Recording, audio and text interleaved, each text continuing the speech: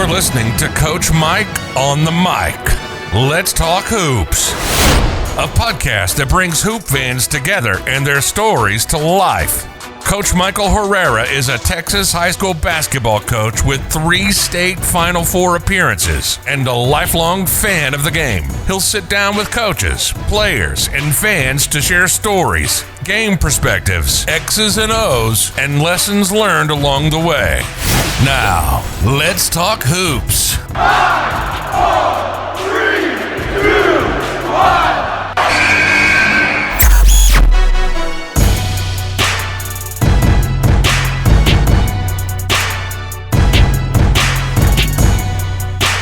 Welcome back to Coach Mike on the mic, Let's Talk Hoops. Today I sit down with Comal ISD's Canyon head basketball coach, Paul Buntyn. Coach Buntyn is in his 2nd year as head coach, and you'll quickly hear why he has a great future ahead of him. He has a passion of mentor leadership that extends beyond the court. I hope you enjoy this episode with Coach Buntyn.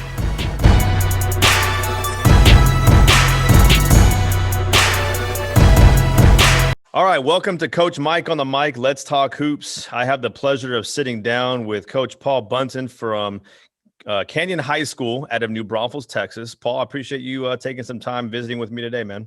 Yes, sir, of course. Well, good deal, man. Hey, the first part of the podcast, I always like to start off with just a quick get to know you, some rapid fire, 5 questions. I'll give you 5 questions.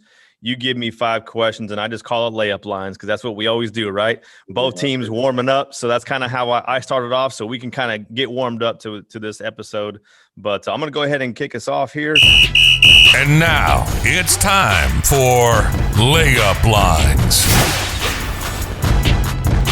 If you can go back in time, Paul, and high-five yourself for something that you did or something in your past, what would you go back and high-five yourself for? Having my kids, no doubt. All right. So how many kids you have? 3. All right. 3. And their names? Miranda, she's 18. She's a freshman playing basketball at Coastal Bend. Okay. And then I got my 13-year-old Uzziah King. He's at 8th grader at Canyon Middle. And then I got my baby girl, Zamira Sarai. She is at 2nd grade at Fry Height.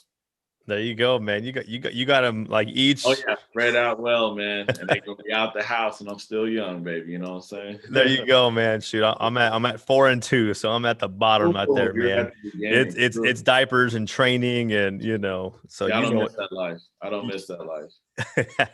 All right, question number 2: favorite basketball player growing up that you wanted to be like? Of course, Jordan, no doubt. Yeah. When growing up, I just felt like he was everything I wanted to be. It was crazy how much I loved the dude. Michael Jordan just everything to me. And I still have that debate to this day. There's no question in my mind. Yeah, well, is it really a debate? No, it's not. It's not a debate. That's a whole podcast episode, man. Yeah, people are always wanting to talk about it, but let's just drop the mic right now and just get it clear, man. There ain't no debate. No debate at all, man. Question number 3, man. What's the most interesting place you've ever been? Great question. I will say, where I was born, New York. Okay. No doubt. Like I said, I go to New York on a regular, so but it's just so much there. Like I still haven't done everything, and I used to go every summer, and I went a couple years ago again, took my wife finally for the first time. So I'll go in between that or interesting. I'm not gonna lie. Asheville was really interesting too. I went out there for a year. Redshirted out there, UNC Asheville, and that was a pretty interesting spot as well. Definitely. Who was the coach there at the time? Oh, Coach B. I can't think of his name off the top of my head.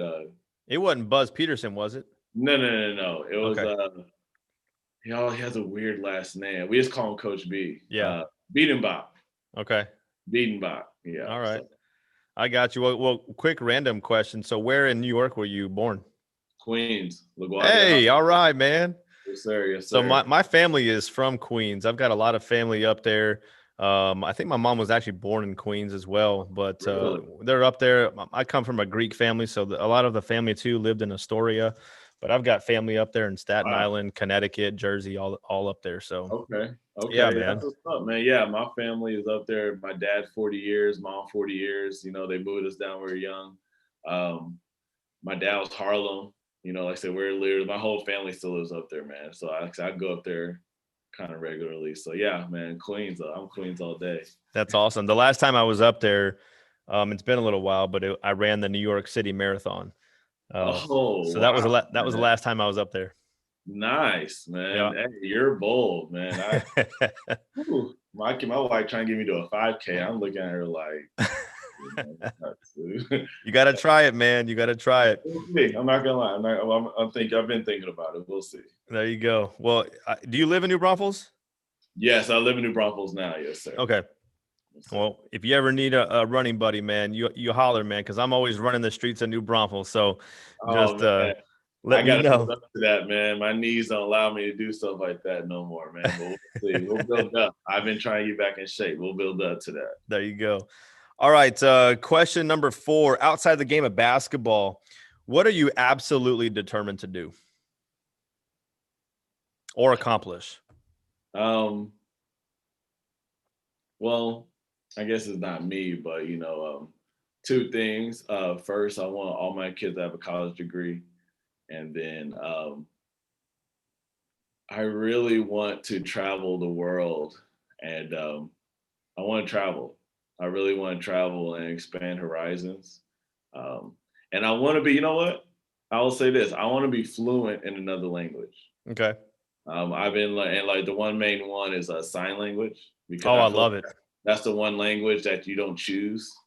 You know what I'm saying? That is one that's kind of thrust upon you. And I don't feel like that. I feel like I really want to be fluent in another language. That's awesome, man. Touche on that because one thing that I was exposed to in my early college years was a girl that I ended up dating, but she used to sign a lot, and to see people actually sing with signing Yes. at Yeah. church, that Yeah. it blows my mind when people can praise and worship using sign language. Man, it's just a beautiful thing to watch. And I've always said the same thing, that if I were to learn anything other than English, it would actually be sign language. So, No doubt, man. My daughter is actually fluent in sign language now. My oldest and my aunt very fluent. Like she does all this. So like that's what's kind of between my daughter and then my at my old school SV they had a deaf for a day, and it kind of made me think. I was like, man, what if when my players came in, I had to be yep. it's like that's not, like I said, that's not a choice they had to, that's literally what they were brought into for whatever reason. And so that's why it kind of inspired me to like, you know what, I do want to learn. You know what I'm saying? And I'm learning, so I'm kind of slow at my sign, but I'm getting there, Hey, we all learn at different rates, and we all, we learn the game of basketball. We learn how to ride a bike. You got to take baby steps, and that's all that matters, right? No doubt. But that's awesome, man. We share that in common. Honestly, Paul, that's kind of why I do this at the beginning, because it's just like has nothing to do with basketball, but we can share those commonalities with people that we may not otherwise think that we have things in common with people. So I'm glad you said that, man. Well, my last question for you, man, if this podcast was not called Coach Mike on the mic, it was called Coach Paul on the mic, who would you be sitting here talking to with today? Who would you want to interview?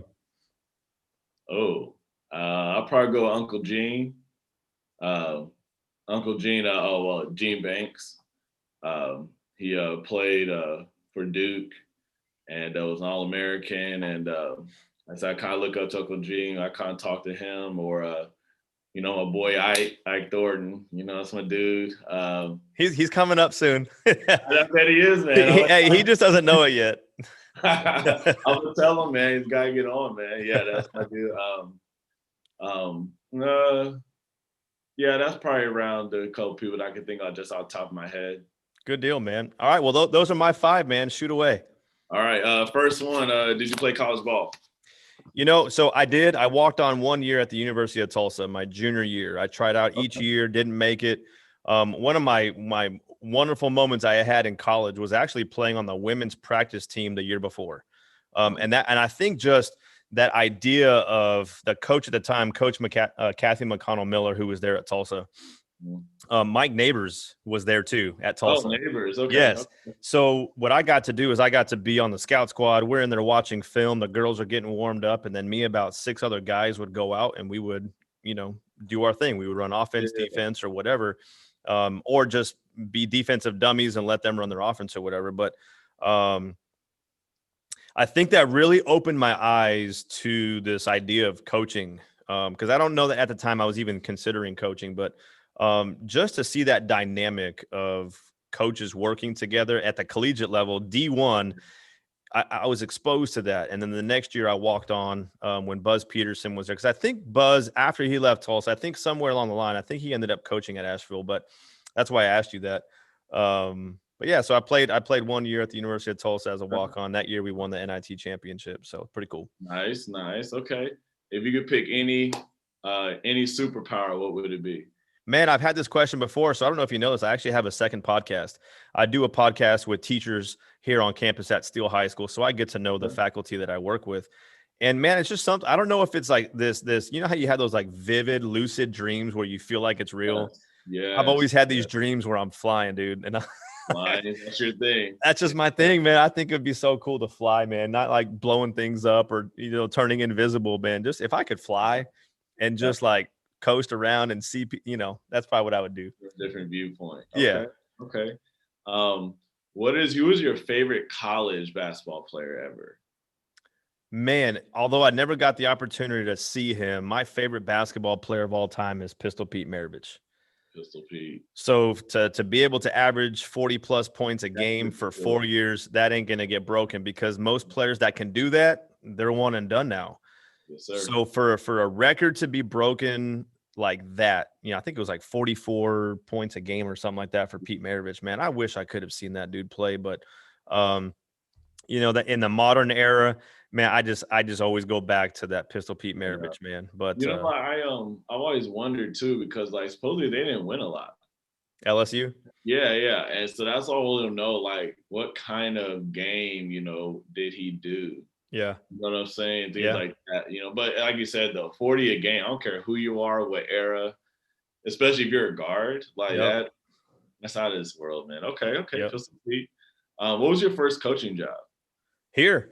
So Really? So Steele High School opened up the first year, and you have a small staff. You don't have a full teaching staff. You don't have a full coaching staff because you're not varsity athletics yet. So I actually got here the second year the school's open, 2005, 2006, and I've been here 15 years, man.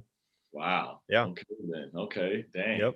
All Yep. right. This one stop right here. Okay. What are your kids' names and why'd you name them that? Man, what a great question. I'm glad you asked that. So my son, his name is Jackson Cade. Okay. And this is a true story, man. First kid, my wife and I are talking about names. So I go in, I stay in the living room and she goes into the bedroom. We each have a laptop and we're looking up names about 30, 45 minutes, an hour. Who knows what the time was, but we came back and we met. And it was one of those things where like, you go, no, you go, no, you go. Yeah. And I was like, okay, fine. I'll go first. I was like, Jackson. And she was like, Michael, you wouldn't believe it. Like, look at my phone. It's Jackson. That's what I want our son's name to be. So we both picked my son's name without ever talking about it before. Well, it gets better. All right, middle name. So I went first. So she goes first and she goes, Cade.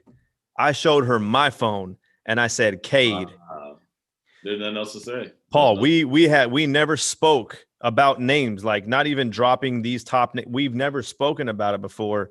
And so we literally named our son Jackson Cade within seconds of talking to each other. And then the spelling Jackson is Jaxon, which is actually a Greek way of spelling it. And I'm half Greek and half Hispanic. So my daughter's name was a lot more difficult. Her name is Cora Lee.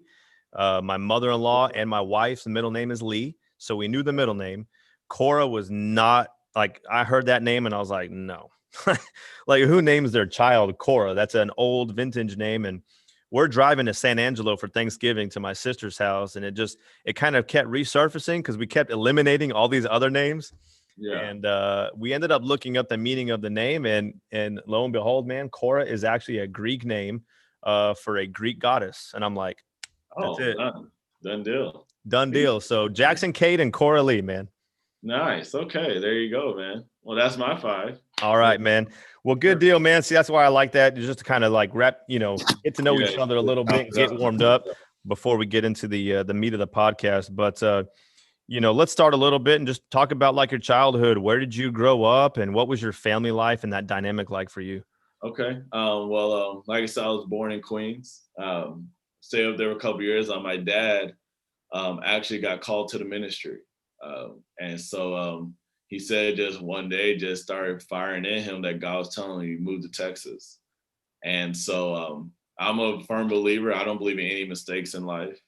And so God said, move to Texas. And he said so we end up moving out of nowhere. Like I said, my mom and dad have been there 40 years. This is very, very, very random. Okay. And so I moved down we get to San Antonio.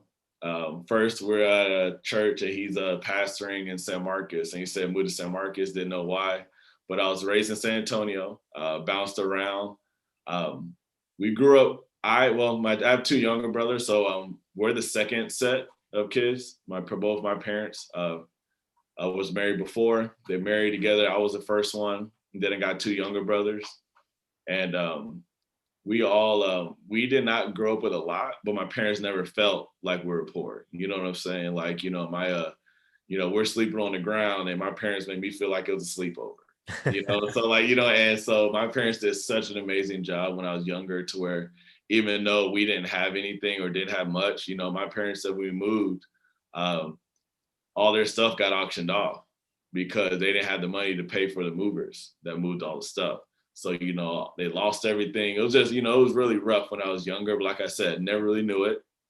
I grew up in San Antonio, went to end up getting older. My parents got the money or whatever, however they did it, on scholarship to go to NBCA. I went to New Braunfels Christian Academy. From 3rd to 8th grade, was actually the first Black guy to go to New Braunfels Christian Academy. For real. Give me a time frame here. Like what time frame is this? So let's see. So I was there in 3rd grade. So I guess that was 92. Okay. Ish, I guess 91, 92. Like I said, I was 3rd grade was my first year in NBCA. And then I went all the way till 8th grade. And then they wanted us to, because we were going to be the first high school class at NBCA. But I decided to go to public school. Like I said, my dad was a pastor at Greater Bethel, and then he got another calling to start a church. And he started a Buntyn Life Christian Church in San Marcos. And so we lived in San Marcos from about about 4th, 5th grade through high school. I lived in San Marcos. I still went to NBCA through 8th grade. And then like I said, high school, I went to public school, San Marcos High School, played there, was under Coach Snuffy Smith. He was there for a while. And then we ended up, my junior year, we ended up getting him his first playoff win. And then he ended up leaving out of nowhere, like 3 weeks before school starts.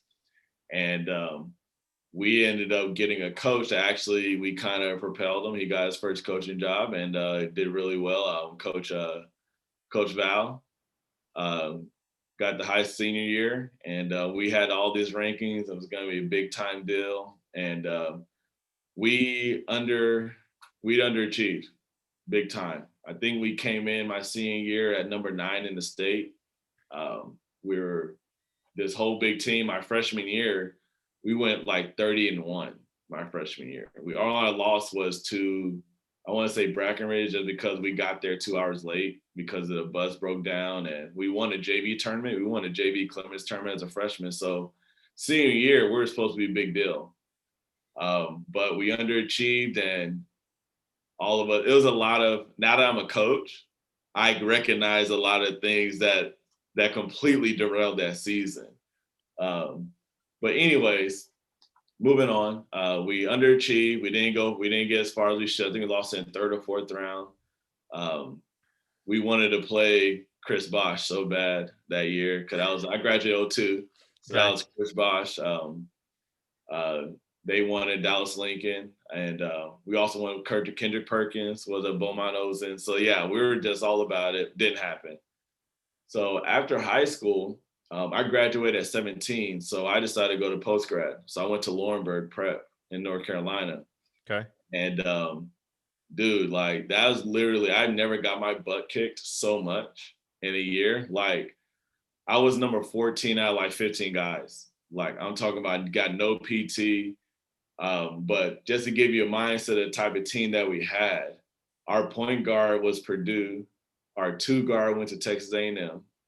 Our 3 went to LSU and they're transferring to G-Dub. Our 4 was Xavier. And then our 5 man went to Kentucky. that was our starting 5. My roommate, Joe, man, great kid, man. He really helped me a lot. But Joe was a 6'7" guard and came off the bench and went small D1. He went to Delaware State. So you talking about loaded, coach. Like it was insane, but I got my butt kicked day in, day out. Never let up. But my jump, athletically, skill, by far the biggest jump I ever made in my life. And excuse me. And I will say that's where I got my work ethic because I decided just not to give in. And I literally just stayed up super late, sneaking into the gym, getting extra shots, running extra. And then, like I said, the guys that were with me that I really hung out with a lot, man, helped me so much in developing skill. So then I ended up getting a lot better. Like I said, I always tell everyone I sucked in high school. To me, I was not good in high school, you know, but I will say my driving force was between my coach telling me I will never be able to play college basketball and going out there and get my butt kicked. So I finished up out there. I go to a few schools and, you know, I'm starting to get a lot of looks. I was going to go to JUCO route. I went to Heston. I was going to go either between Heston or Neo.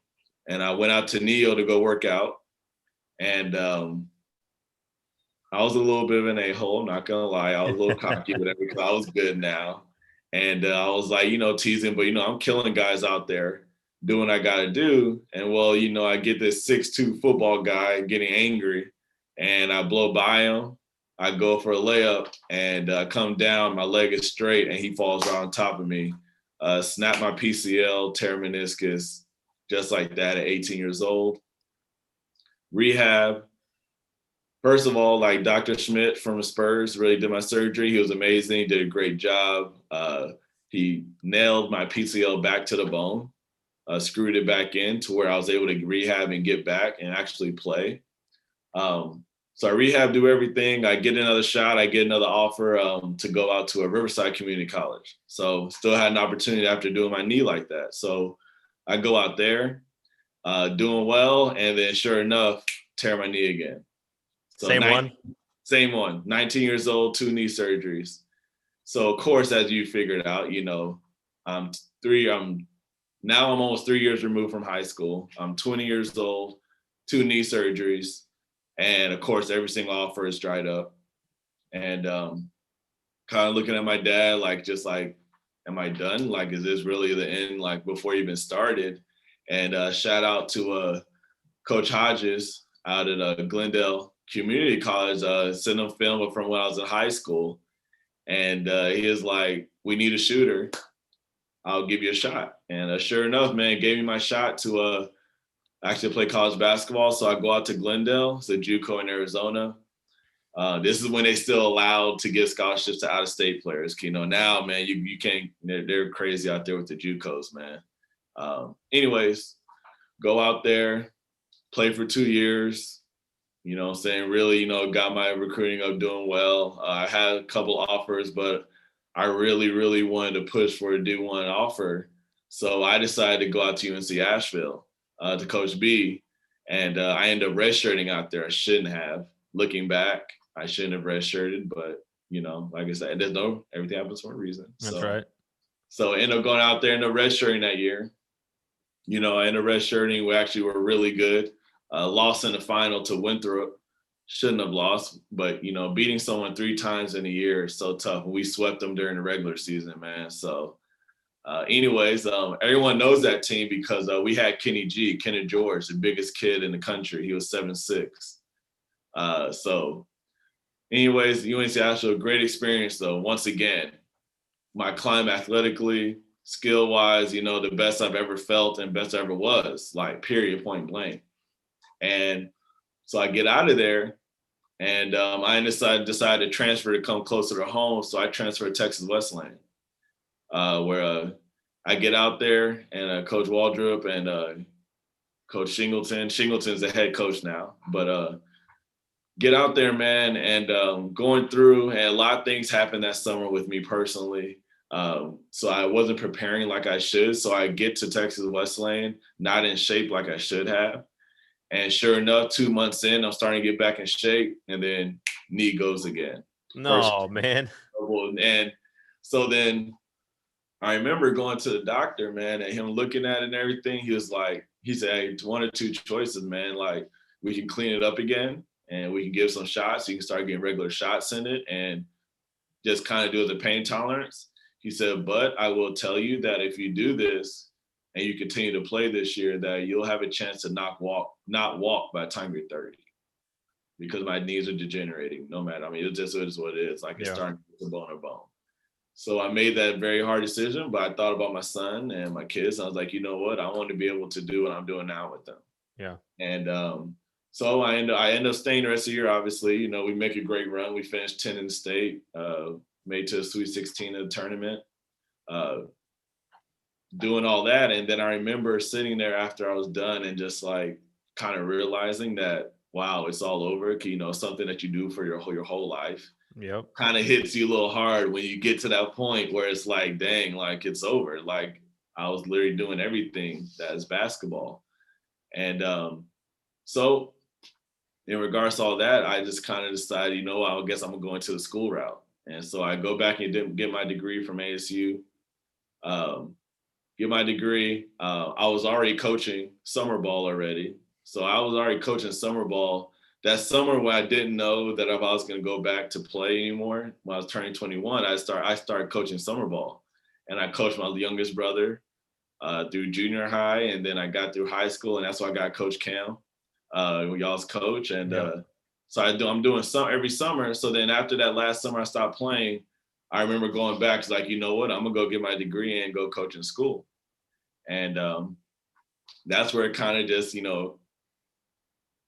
I've said, no mistakes in life. No mistakes in life. I look back and I was like, dang, if I would have done this, or maybe I should have done that. But every step of my life, it wouldn't have happened if it didn't. I wouldn't be sitting in this chair right now if it didn't happen like it's supposed to.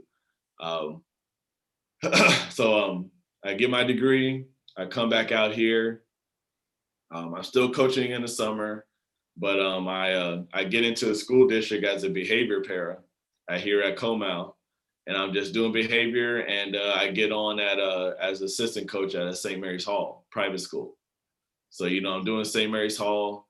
I do it for a couple of years, and then I get an offer to do. I decided, well, you know what? Do I want to go private school or do I want to get into public school? Because as I've been building through everything, and doing the summer, like, I'm so big on relationships. Because relationships is why you do all this. We can everyone's gonna decide, do you want to do it for the money, or are you gonna do it for lives and do it for helping kids? And so I decided, I'm gonna go into a public school. So I kind of take a step down, well, not a step down, but I go to a junior high at Longfellow Middle School down in SISD, connected to Jefferson High School, man. And like I said, no mistakes in life. The people I was able to help and to touch and to try to help kids grow, which is why I do everything. And around that same time too, back when I first came back, I took over the nonprofit that my dad started.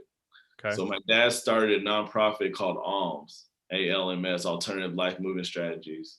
That pretty much we had a travel team. The travel team I was part of when I was in high school called the Saints.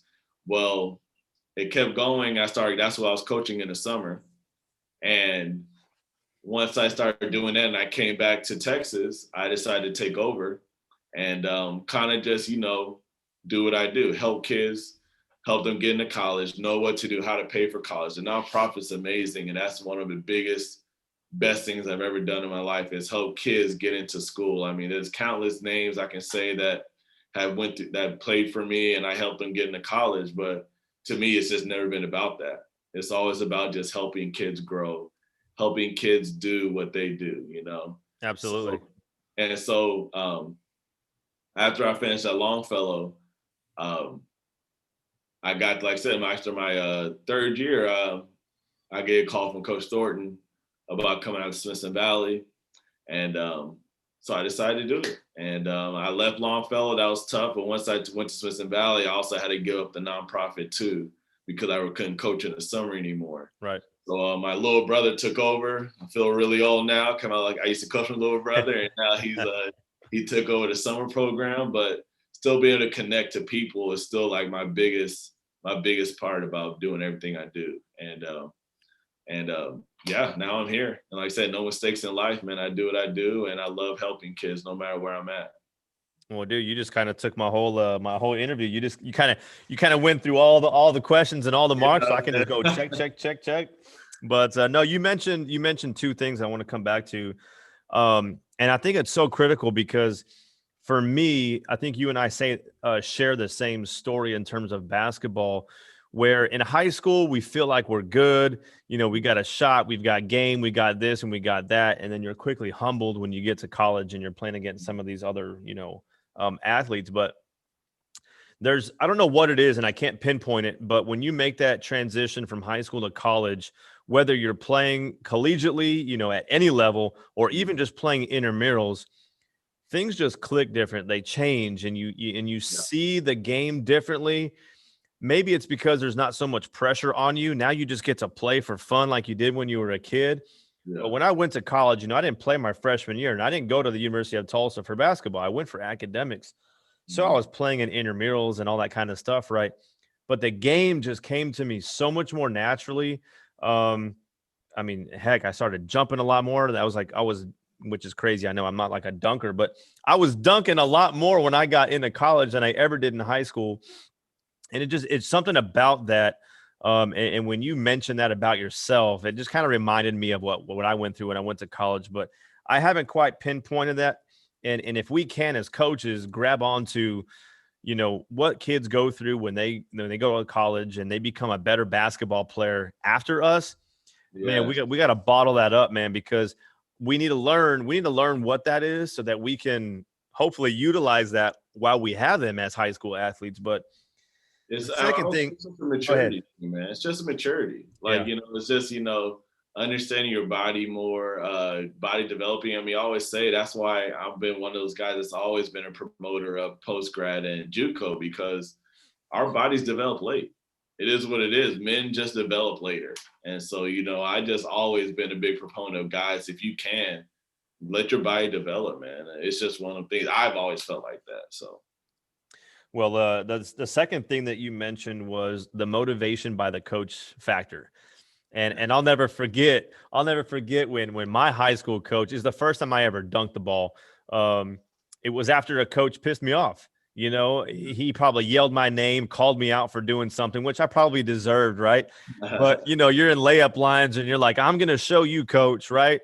And that's, sometimes it brings out the best of us when our coaches, when do stuff like that. So no doubt, man. Like and like I said, I don't think, and to be honest, like I said, now that I know, I was not good enough, but in my mind at 17 years old, I'm like, okay, all right, bet. Like, watch what I do now. And, so that's why I'm not bitter towards him anymore. Like when I was 18, 19, like all the time, that was the voice of my mind. Like, he said I couldn't play. Yep. And like I said, I mean, he's a great guy. He's a Christian, believer. I don't know if you know Coach Val at all, but not like personally, but yes, I do. Yeah, but I mean, now, like I said, when I look back, I was like, at the time, no, I probably wasn't a college basketball player. But that was definitely a driving force. And like saying why I asked my work ethic, no doubt. And then I got my butt kicked out there all the time too. So it happens, man. Humility goes a long way. I just had an episode that I'll actually be posting here pretty soon with one of my ex-basketball players, Keenan Gums. and his story is just remarkable. You know, he was on my B team, and then he became one of my JV players, but I pretty much cut him. I put him on the practice squad, so we didn't get rid of him completely, but. And then now he's playing professional basketball in Europe, like, you know, and you mentioned about like the body transformation, the transformation that his body went through from a 5'4", 115-pound kid to a 6'5" kid, 220 pounds, dunking on people, right? But, you know, what an amazing story. It happens, man. There's nothing wrong with that. Like I Yep. said, that's why I always say to all my kids, I mean, even my nonprofit and all the kids I teach, like my goal is to be a rock thrown in your pond, like your lake of a life. My goal is just be a rock to where when I hit it, hopefully I'm making a big impact, but I'm gonna sink to the bottom. I have no idea what my impact in your life is, but my goal is to just be a bigger rock, because we don't know what's gonna happen. And that's why I take coaching a little bit more seriously in the relationships part, you know, because that's the part that we, you know, like I said, I'm a Christian. So like, about how many souls are we winning? Yep. You know, so that's just, you know, that's just my drive though, how I do it. That's a great analogy, man. I like that. And I got the visualization of like the ripple effect, right? Sir, And it's going to make some waves, right? But you know, that's awesome, man. I love that. Well, let's go here for a second. So you kind of talked about your basketball kind of journey and in and out of surgeries and whatnot, but man, let's go a little positive here. Tell me a highlight in your basketball career. Special games, special, you know, even like just a highlight. I guess highlight my actually, and I never knew it was gonna be my last game ever. But my last game, even though my coach put me in for a minute or two just so I can say I got in a jersey and played. Like I said, they're amazing. Even though I got dogged and like as in a positive way, like I said, going through my last surgery at Westland. But my last game I actually played was the most points I ever scored in college and most threes I hit in the game. Never knew it was going to be it. And it was actually a win too, because we didn't make the playoffs. We didn't make the tournament in my sophomore year at Glendale. But I scored 29, made 7 threes, and it was against a guy that used to go to our school, and we had like a little riff before he left anyway. So it was kind of like, that was one of my highlights in playing. Definitely was dropping 29 my last game in college. Another one was, like I said, when I was at Texas Wesleyan and we went to the tournament in Kansas City. Amazing place. Like I said, I love traveling. I'm a scenery guy. I mean, I'm an eclectic. I'm not gonna lie. I'm everywhere. I like all types of things. So I would love scenery. So going to the NAIA tournament was really, really cool to do that. Let's see. Oh, that's good, man. That's good. No, I like when you can leave your last game in a fashion like that, dropping 7 threes, man, on a guy. Again, going back to that thing where when a coach makes you mad, it brings the best out of you. and this guy, you had a little riff with him, and he brought the best out of you on that night. So you'll have that memory forever. So you fed him, and I said I never would have known that was my last game either. That's crazy to think about. Yeah. Well, let's talk a little bit. You talked about that you used to coach AAU, right? And obviously, you know, AAU for me is kind of where I started before I got into teaching and coaching at Steele High School. Because a thought kind of crossed my mind, you know, let me try this coaching thing. And so I coached AAU for a little while, and it kind of gives you the opportunity to kind of dip your toes into what it's going to be like. But going back to your AAU days, what has coaching AAU taught you, and how much of an impact that it can make on you as a coach today? Oh man. Well, it taught me about learning how to take care of bodies, you know what I'm saying? Learning how to you know what I'm saying, playing multiple games in days, you know. Absolutely, yeah. I learned how to be way more efficient in practice planning, because you only get to maybe 3 during a week, and you know, I'm a little bit more of a perfectionist, so therefore it was how to learn how to be very, very, very intent on what you do. So it also made me like a little bit more of a crazy guy, as in like being a nitpicker, detailed oriented guy that got to do every single thing right because we don't have 6 practices, So, but it also helped me get out of my. Nobody would ever think I'm telling the truth, but I was a very shy guy younger, and so learning how to recruit guys and how to get kids to play for you, it got me out of my shell. Learning how to just go up to people randomly. And then also, I was definitely say one of the biggest positives that I built a lot of relationships with a lot of college coaches because I've gotten kids into school. So now I got guys, some coaches, I'll just call or I can even text them and be like, hey, you need to take this guy because I know he's good. And they were like, Coach, I trust you, and just do it. So I would say, building relationship with college coaches. And then, like I said, basketball, especially AU, I never would travel some of the places in the country if it wasn't for that. And so, a guy, like I said, last 6-7 years, I haven't been able to really do it as much. So, but my son is kind of moving up pretty quickly in the basketball world. So it's kind of, getting me able to travel again.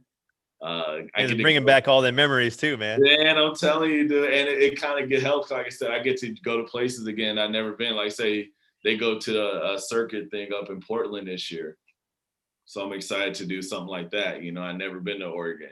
Yeah. And so I get, so just those type of things, like recruiting, knowing how to talk to people, college coaches, like those things I would definitely say in my practice planning. Those are the best of things I probably took from. We're going to talk about practice planning in a little bit too, but it's halftime.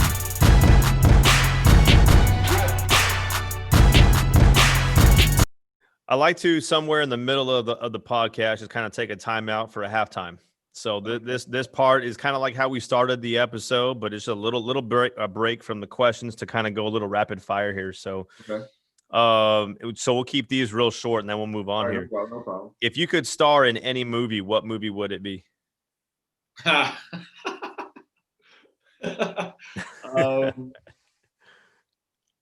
Either, I'm a big movie guy, man. You've made my mind going right now. Star Wars or Wedding Crashers. All right, you're okay. So there's no specific genre with you, man. You like them all. I told you, man. I'm eclectic, dude. I can watch anything, everything. I'm everywhere, man. I promise. You and I are the same thing because I'm the same exact way. But I like your answer, man, because you went from the right to the left. Number 2, do you have any superstitions or routines that you do on game day as a coach? I'm not a superstitious guy at all, man. Any routines? Routine, I do. Honestly, I like to eat. Like right before the JV game, I want to eat. And then I always try to completely go into a zen right before I go talk to the guys after halftime. So I try to quiet my mind, quiet everything because, like I said, I'm in my head so much. So that's kind of like the only 2 things that I make sure I do. But other than that, like I really try to stay loose. You know what I'm saying? I don't want to be crazy tense because I got to be able to think fast. But as long as I get my meal in before the JV game starts and right before I go talk to my guys, I want to be in my peace, in my zone. I'm trying to get back into meditating. I've been doing pretty decent during Corona time. But I love it, man. Quieting the mind, you know what I'm saying? Because having your mind tired is something that you don't really realize. Mind fatigue. I hear you, man. No, actually, true story, man. I just had my kids meditate in my classroom last week, and it's great, man. I used to teach counseling and mental health. Little side note here, and we would meditate at least twice a semester. So definitely know all about that, man. It's so good for you. So good. Question number 3, man. Proudest moment in your life so far? My kids being born. That's an easy one, right? All 3. 1, 2, 3. Like that's easy for me. Yep. What was the last thing that you recorded on your DVR or binge watched in case you didn't record something? Last thing I recorded or binge watched. So we just watched the end of season 3 of Queen of the South. and Netflix, but also my wife likes LA Finest, so we watch that. And then I don't want to talk about it. The last baseball game. It's still fresh, huh? It's still No, fresh. too early. Too early. Don't say nothing yet. I got you. Memes going because Atlanta about it's too early, man. It's too early. I got you, man. We won't go there. No, And then my last question for you, man, is if you could choose any other career other than coaching, what would you be doing? Ooh.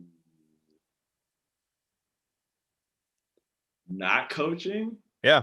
So if you can choose any profession, right? You retire tomorrow, man. Well, actually, I shouldn't say retire because that makes you sound old, man. And you ain't old. So what else would you be doing besides this profession of teaching and coaching? I haven't thought about that, man. Kids are my life. Like I just want to help all the time. I'll have to do something with people. So maybe like outreach programs or ministry or something like that? Yeah. Like I would probably do some of my nonprofit. Okay. Just helping kids, trying to get kids saved. Pretty like I wouldn't say I'm not gonna say pastor because if I came on, everybody would go crazy if I said that on here. But I don't see myself doing that in that regard. But like I would probably do some type of youth ministry. Okay. To be honest, or you know what? Like I said, I'm eclectic. Like I did a lot with music and dance. And so probably in regards to some type of music, dancing, and youth. Okay. I got you. It sounds fun, man. Sounds fun and entertaining because you might have some questions now. They may be asking you to start dancing and playing music. Oh, man. See, there you go. All right, man. Well, those are some quick 5 questions for halftime. Let's get into some other stuff about basketball here. But you just wrapped up your first year being a head coach, right? Mm-hmm. Congratulations to you on that, man. But to an aspiring head coach myself here, starting your first year as a head coach, what were some of the things running through your head or kind of like checklist items once you got the job, right, that you wanted to have accomplished before you stepped into that gym or in that office? Well, I wanted to make sure that, I wanted to make sure all logistics. So as in like getting my schedule done, as in I have like lists. I'm a list guy. So I am too. Like the list of things I want to do in the preseason and then during the season. And then I'll have like a detailed list of like specific drills I wanted to do and have to do. And then always like, what type of team are we going to be? So then I always like, you know what, this is my style. This is what we're going to do. Or I go see the players and like, okay, this is how we got to play, because I've always been the coach to where I have a style that I want to play, but I am always, I'm going to play the style that fits the team. Right. So, and then I also said, I also made sure like I met everyone. When I say everyone, not just the AD and like the principal, because obviously that's what I interview with, but I wanted to meet the athletic secretary. That's somebody I wanted to make sure. I wanted to meet the counselors, who are my counselors I talk to on a regular. And then meet guys. Like I said, just everything. Like I just wanted to meet people first before I actually came in. And then so when did let's take a quick pause. So when did you find out that you got the job? Was that summertime or right? Yeah, it was late summer. Like it was only a few weeks before school actually started. Like so then when you got that, how did you make contact? Did you do house visits? Did you do phone calls? What'd you do? So pretty much I got with first thing I did when I first got the job is that I got the coaches' numbers, the coaches that were here, and then what did I do? I didn't get to have no open gyms. Like I said, it was very, very, very late. So I tried to organize a couple of the guys that I talked to and said we had their numbers. And I said, hey, man, let's try to get up in the gym just so I can see y'all shoot around or whatever. And then, that's all. I would just have to do it by kind of like, because like I said, I had no summer, no type of preseason or nothing. I just kind of was like, oh, here's a job. There's your code. There's your teaching profession, and boom, start school in 2 weeks. And but like I said, I wouldn't have any other way because I mean, my dad told me very early, you'd rather be prepared and not have an opportunity than have an opportunity and not be prepared. So Yep. even though everybody was like, dang, nervous, I was kind of like, it's whatever. You didn't have time for that. Yeah. And it's like, I've been doing this forever already. Like I'm already ready for everything coming. So yeah, it's just, but that's just something I feel like I think things happen so fast that I didn't really have time to step back and like breathe in, which Right. now that I'm in the place I am, I should be doing more. Yeah. So, Yeah. Well, it sounds like honestly in that situation, it's kind of a blessing in disguise because you're just on autopilot. Like things have to happen. They have to happen now. yep. And you had to make those things happen. You didn't have, you didn't get the job in like May and then, just progress through all summer and the anxiety of like, let's just go. And you were already at that stage. You had 2 weeks, you know what I mean? So it was kind of fresh and new and exciting and you just rolled with it. So yeah, like I said, I won't say it was like right before August. So maybe it had like 3 weeks or so. So literally I was just like, boom, boom, boom, boom, happen, and just go. So you mentioned something that I want to ask about. This isn't one of the questions, but you said that you're a list guy, and I'm definitely a list guy. You said you have a list of drills, right? So on that list of drills, how many drills would you say you have on your routine of drills that you like to use? Well, I don't really have like when I say drills, like I say I have categories that everything. So like when I'm working on man defense, these are the list of drills that Right. good for this. When I want to work on trapping, this is the list of drills for that. Zone offense, zone defense, ball screening, off ball screening. That's what I mean by having a list. So I mean, shoot, and it's I don't know. It's probably per things like for man, I probably got like 20 something drills, 30 drills, something like that. But for other things, I might only have like 10 for like ball screening. I got about 10 to 12 drills. But the thing is that I'm a sponge. Like I love learning from other guys. Like, I'm upset I can't go to clinics this year. Like I'm not, to me, I'm not getting wrong, Zoom, all this technology I'm good with, man, but I'm a people person, man. Oh yeah. I want to be around people. I want to learn people. I love just sit. Like I've always been a listener and I'm not much a talker. So I'll just sit in a circle and just listen. Won't say a word. And that's just how I am. I like to listen a lot. So my list is ever growing. It's changing. I found a paper in one of my old binders the other day that had drills from when I was coaching summer ball.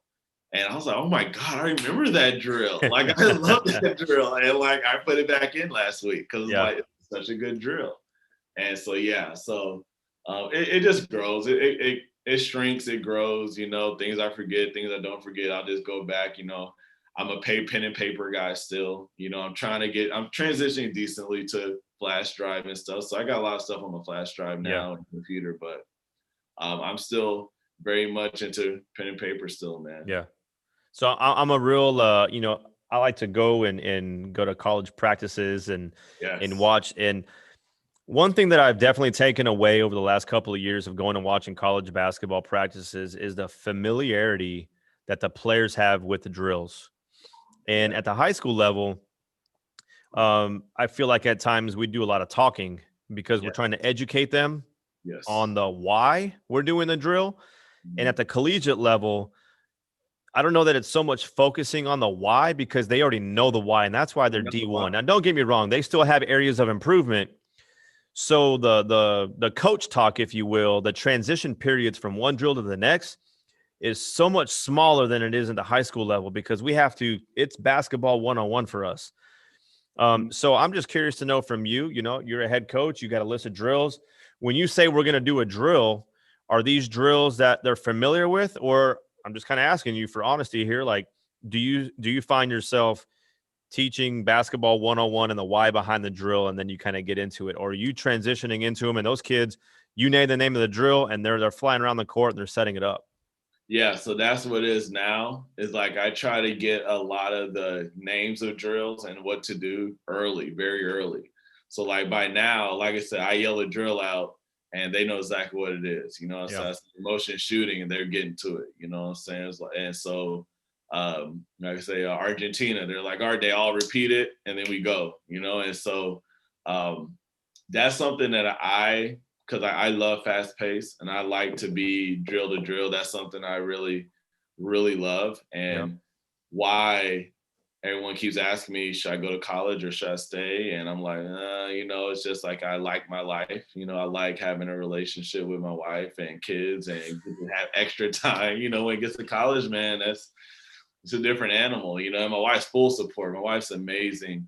But that's something I do when I say like the transition and just the background knowledge of stuff. Yep. It's still hard to like teach a drill.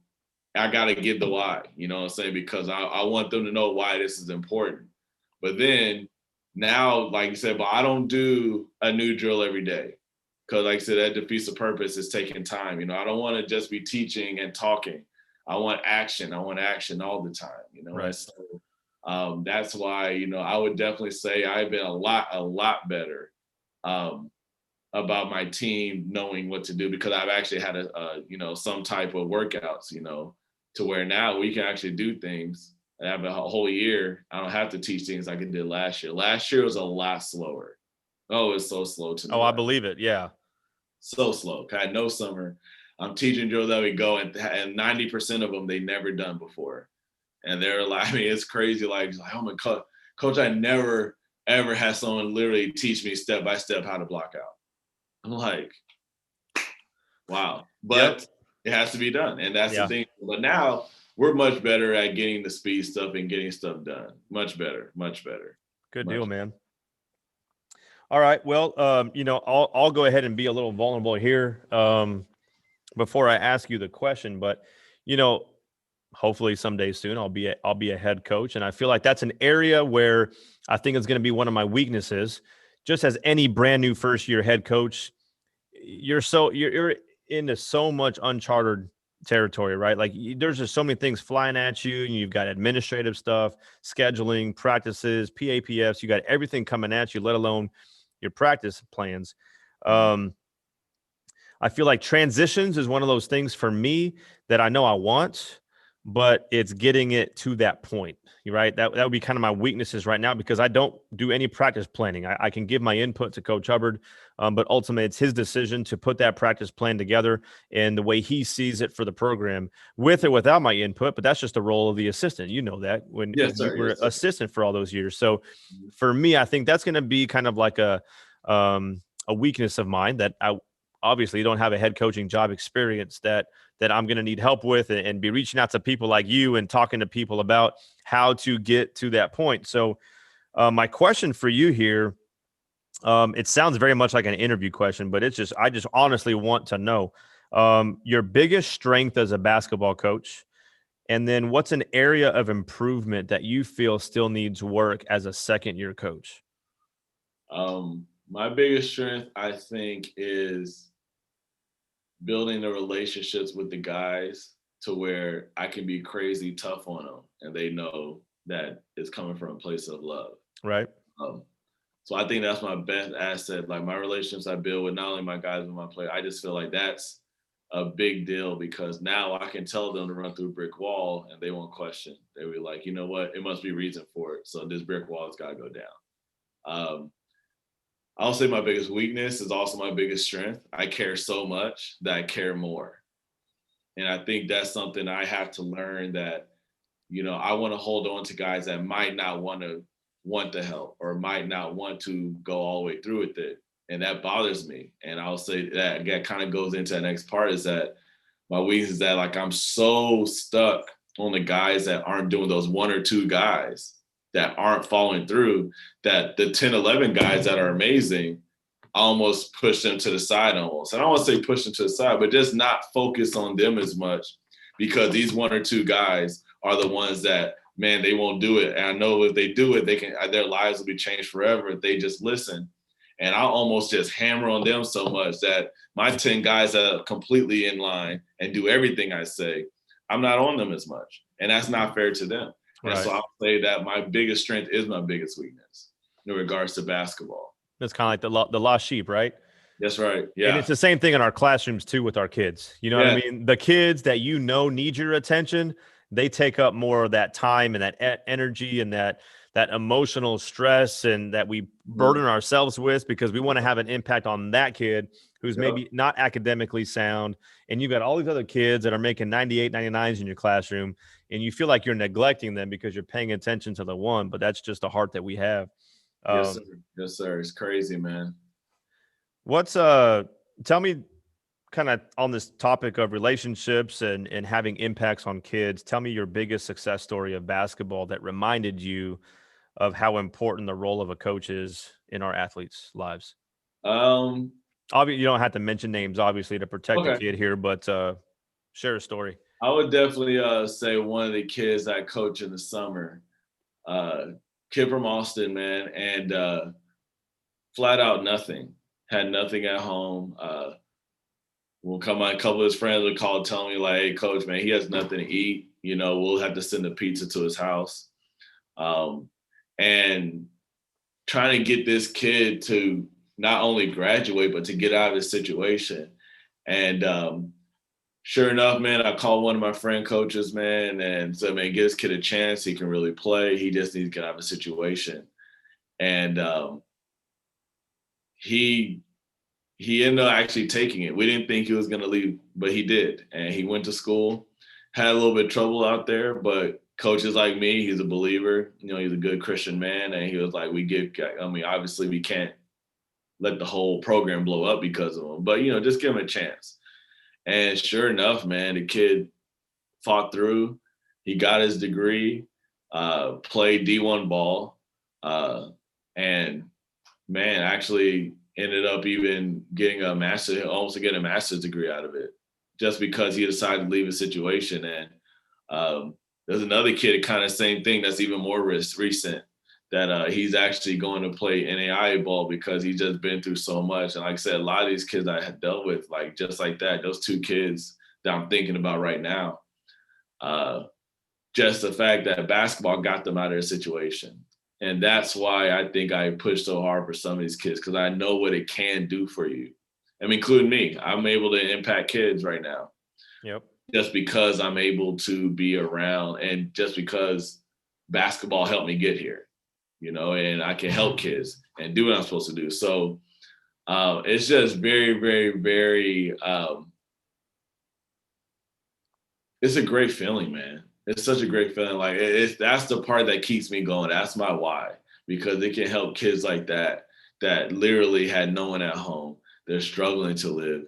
They're struggling to just do anything and survive. And they go and they have basketball give them their life, literally give them a life. And so I think that's probably my biggest things to look at, you know.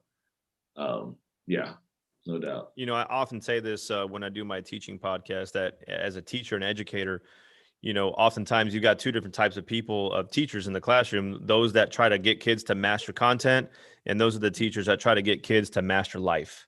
Yes. Right? Yes. We have got to teach the kids how to master life. And when they trust us, then they're going to be able to master that content. And the same goes for basketball, right? Yeah. We're trying to get them to master this life journey through the game of basketball. And so through that, they may or may not master the game of basketball, but they can certainly have the opportunity to master this game of life. And that's what it's all about, right? The ball is going to stop bouncing one day. And when that ball stops bouncing, what did I do? You talk about that rock that you dropped in the pond, right? What was the impact that I had? Because if it was just chasing stats and chasing wins and chasing rings and playoff victories, you're going to forget all about that in 5 to 10 years. You know, what's the remnants of the impact that I had on your life when I had you in these hallways. So no doubt, man. There's a crazy stat. I can't remember the number, so I don't want to give misinformation, but it's some high percentage number that says like pretty much the percentage of kids that stop playing sports by the time they're 21. Yeah. And you know, when we think of our lives at 21, and the grand scheme of things, it's like, dude, I've grown so much since then. And that's such a small part of your life. And so that's why, like, I forget the number. I can't think about the top of my head, but that's what I think of. It's like, dude, your life's going to be so much after basketball you're done. Yep. So Yep. yeah, definitely. Absolutely. Well, here's another random kind of question for you. I'm a basketball analyst. Like, I love analytics of the game of basketball. And I mentioned to you, I go to a lot of college practices, and it always seems like coaches are always keen on a few stats. Now, points per game, all that kind of stuff is good, right? But they'll do like paint touches, they'll do charges, things that are just embedded in that heart of the team. Are there a couple of stats that you look at that are like the non-typical stats? And they can be typical stats, but I'm just curious to know, is there something that you and your staff kind of, Yeah. look at with a different lens for each game? So I'm just always a type of turnovers, but I'm on the type of turnover. So like, how many live ball turnovers do you have compared to just dead ball turnovers? Okay. That's one of my things personally. I don't. Like I Now, said, I you don't. talking about dead ball out of bounds or just dead ball like you picked up your dribble? No, dead balls in like the whistle blows for that turnover. Out of bounds, and okay, I got Yes, you. that's a different type of turnover to me than as I call the pick sixes. You know what I'm saying? Right. Like I say, you turn over the fast break for a layup. How many of those type of turnovers compared to the dead ball turnovers? And then I'm about the four factors. I'm about the EFG, and so I'm all about the free throw rates and things like that. But my main thing right now for offense is mainly that I would say it's maybe a little different is the type of turnovers we do. Okay. Do you have a number for those? Well, I'm always like to be under 13 total. Okay. And out of that 13, I want to have less than 5 live ball turnovers. Okay. Yeah. I like that. Yeah. Those are the kind of things. That's perfect. And I'm glad you said that, because I really don't care what the number is. I just like to give myself and the listeners a chance to hear, because you never know. You might have middle school coaches on here. You might have freshman coaches that listen, and that's a good piece of advice to give and pass on to another coach. Another question that I have for you about basketball, and then we're going to kind of wrap things up here, is I'm kind of on this kick with secondary break. I love secondary break. I think that's the way you teach basketball. You got to teach them how to break off the floor and have a primary break. What do you do out of your primary break? If you don't have that long pass for a bucket, you get into your secondary break. And then if your secondary break doesn't work, okay, then you're working on your offensive schematics, if you will, right? Mm-hmm. But the one part that, again, going back to high school basketball, man, it's basketball one-on-one. And I think maybe my brain functions as a college coach sometimes, because I feel like kids should know that you're going to run a secondary break and then flow into your offense from that. Yeah. So here's my question for you. Number one, I'm curious to know if you actually have a secondary break. Mm-hmm. Number two is this something that you guys pay attention to and that you will actually run in a game, or is it lost in translation from a drill to the game? Because I'll be honest with you, I feel like for us, we have secondary break. They know what to do, but it doesn't translate. Now, I can point the finger at myself. Okay, that comes to coaching and whatnot. But I've had some conversations with some coaches, and what I'm hearing is that, yeah, they do. They have a secondary break. They flow into it off of a make or a miss. This is what they're running, and their guys are doing it. And so I'm kind of doing my own research right now. So kind of shed a little bit of light on maybe just whether you do or you don't have a secondary break. And do you see it as a coach translate into the games?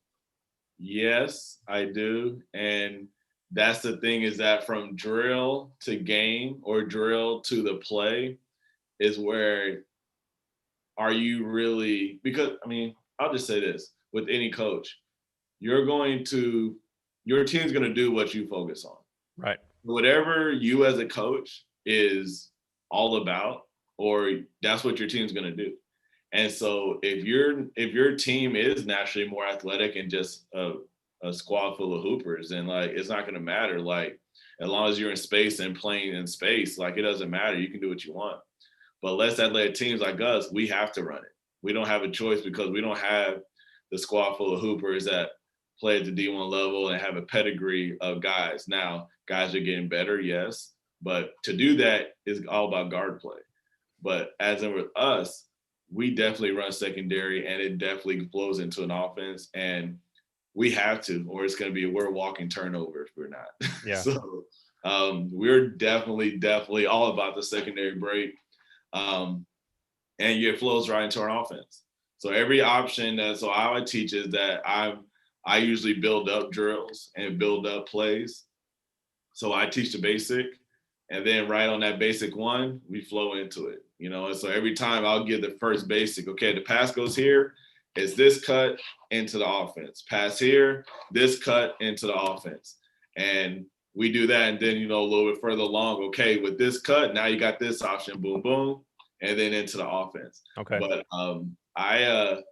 I've been caught up more into teaching how to read a defense. And so therefore, I'm always telling them, like, you can't be a robot. So you got to learn how to play off of it. But secondary break coach is everything to me, because if you're organized, it's going to help get good shots all the time, you know? Right. Absolutely. And I love watching, you know, I watch a lot of stuff on YouTube, and whether I get access to Synergy or something like that, and I get to watch people, you watch the game of basketball, especially with the NBA, with a 24-second shot clock, you know, like things happen so fast, but they're in a secondary break. And if they don't get that, then you'll see in the last, you know, 12, 11 seconds is when they're breaking down their offensive play. But from 24 to 12, in that 12 seconds, man, they're running all their options in their secondary break. You know, it's just getting the high school kids to execute that, you know. High school, oh, man, don't get me started, dude. I'm gonna go crazy on that, man. But well, hey, let's wrap things up here. Again, I appreciate your time, man. But I always like to kind of finish with this and give you an opportunity to kind of shed some light with who has had the biggest influence in your life as a coach and or as an educator. Well, like I said, Coach Shingleton at Texas Wesleyan, he was a massive part of me growing as a man, as a person, because he, like I said, we didn't have the personal relationship, you know, as he did with other players, which I'm not mad at it or anything like that. But he just how he led his life, period, to be mentally tough, to be responsible to others, which is some of the things that and my core values in our program. Coach Shingle had a massive part of who I am today as a coach and as a person. The other one I would say definitely Coach Thornton. He literally took me under his wing, and I learned a lot of things I learned from him is what I still do. And I never would be anywhere near the guy I am today without him doing what he did for me as well.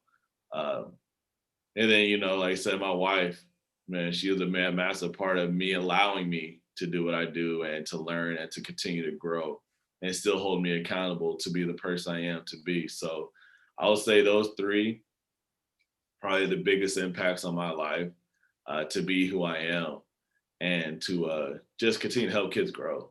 I mean, 'cause that's the ultimate goal, man. Are we helping kids grow? And in the end, like I said, man, I love that so many of my players still hit me up saying, "What's up, coach? What's up? How's everything?" You know, I love that. And so it's still about those relationships, man. Very good, man. Well, I tell you what, when the kids do that, that's what edifies us and answers, you know, those questions we have. I mean, am I in the right, you know, business? Yeah. Am I doing the right thing? Am I really impacting kids' lives the way that I intend and I want to?